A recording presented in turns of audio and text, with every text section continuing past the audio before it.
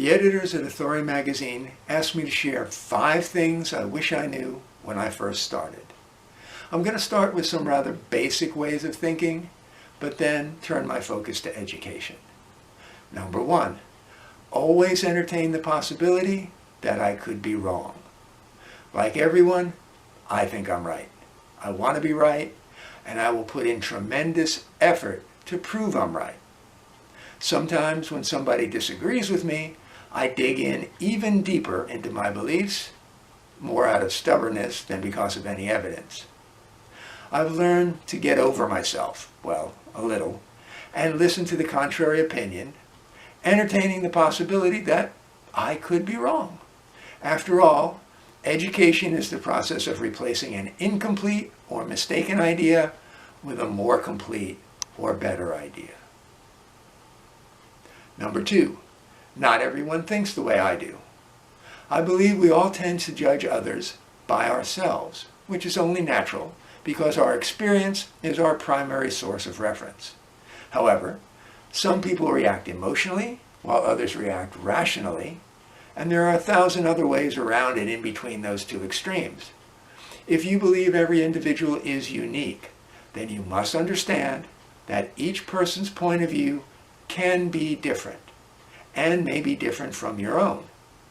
Whenever I catch myself thinking, I just can't understand how anyone can think that way, I have to remind myself that other people may not think the way I do.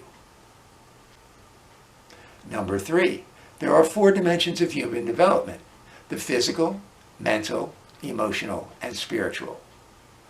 Having been raised in the American school system, I naturally believe that logic and science were the correct means of evaluating truth.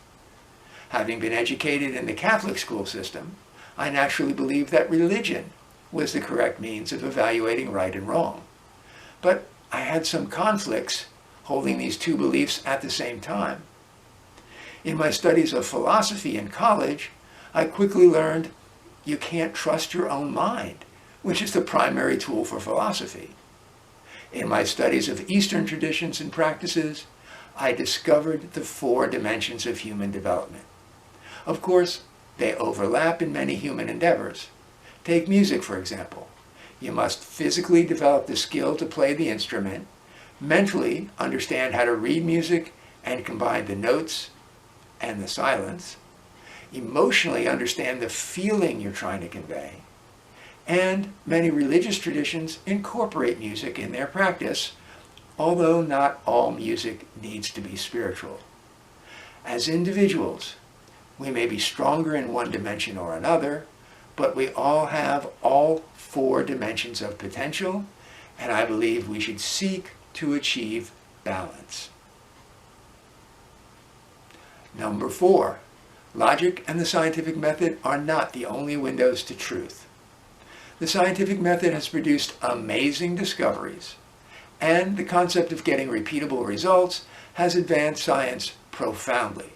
However, just because results repeat several times doesn't mean they will repeat every time. Logic and science are the preferred method of evaluating things in the mental dimension, but I believe each dimension has its own rules. For example, what's the scientific explanation of love? You can try to examine the chemistry, but that simply shows you don't understand the concept, or more accurately, the emotion. Likewise, I believe applying the rules of science to religion is just as faulty as applying the rules of religion to science. They're separate dimensions with separate rules.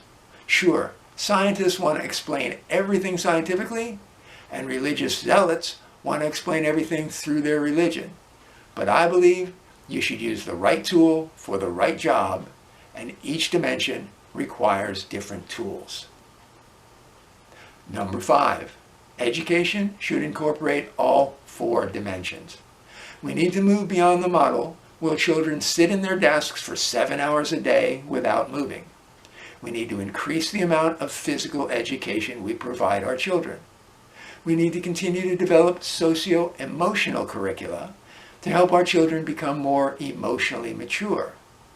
We need to return to a time when we educated our children spiritually, whether that means formal classes at your local church, temple, or mosque, or simply lessons in ethics and morality, which is the mental way of understanding spiritual values. We need to bring back musical education. One of the reasons I love teaching the martial arts is that we teach in all four dimensions. We start with a physical technique, but then we explain the life lesson illustrated by that technique. We constantly challenge the students to improve and to achieve building emotional confidence. We also teach spirituality, not aligned with any religion, but simply the difference between right and wrong. It's important to know how to punch someone, but it's much more important to know when to punch someone and when not to punch someone. We need to impress upon our children the need to become balanced in all four dimensions at an early age, so when they're ready to move up to self-directed education, they seek to improve themselves in each dimension in the way that appeals to them as an individual. I hope these 5 things that I've learned in my lifetime have helped you look at the world a little differently. If you like what I said, you can learn more about the 4 dimensions and how they can be incorporated into education and parenting on my website at 4d-2d.com. Thank you for your attention.